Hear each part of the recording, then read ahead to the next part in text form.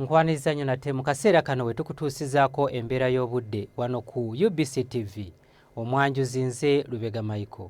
Newankubadde ng'omusana gwaka mu bitundu by'eggwanga ebisinga obungi, we ziweeredde essaawa 3 ez'enkya ya leero wabaddewo ebitundu enkuba gye yatonye omuli Kalengere nga yawezezza milimitaazi 2.7, Bushenyi milimitaazi 12.7, Entebbe milimitaazi 2.2, so nga ate yo mu Tororo zaweze milimitaazi 2.1. Embeera eno yavudde ku mpewo okuva mu gabira ag'e Congo nga zoolekedde eggwanga lyaffe ekireseewo enkuba okutonya mu bugwanjuba bw'eggwanga lyaffe. Kyokka nga n'empewo enkalu okuva mu ddungu ery'omu Sahara zeeyongedde amaanyi ekireetedde ebitundu ebyo eby'oli mu bukiikakkono bw'eggwanga lyaffe okubeera eby'omukalwe. Enkya ku makya tusuubira akasana okeera okwaka mu bitundu by'eggwanga ebisinga obungi.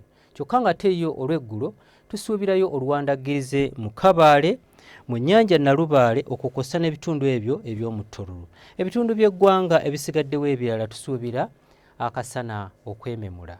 Ebbugumu erya waggulu tulisuubira okutuuka ku degrees 34 mu kitundu ekyo eky'Ekkotido. Kampala n'emiriraano tusuubira ebbugumu okutuuka ku degrees 28, so nga ate yo mu nsozi ez'e Kabaale ebbugumu erya waggulu tulisuubira okutuuka ku degrees 25.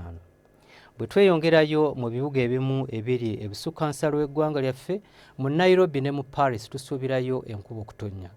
Kyokka mu New York tusuubira ebbugumu okubeera nga liri wansi era nga lijja kutuukira ddala ku degrees 12. Ebyo bye tukujjidde mu kitongole ky'eggwanga ekivunaanyizibwa ku mbeera y'obudde. Nze Lubega Micheal.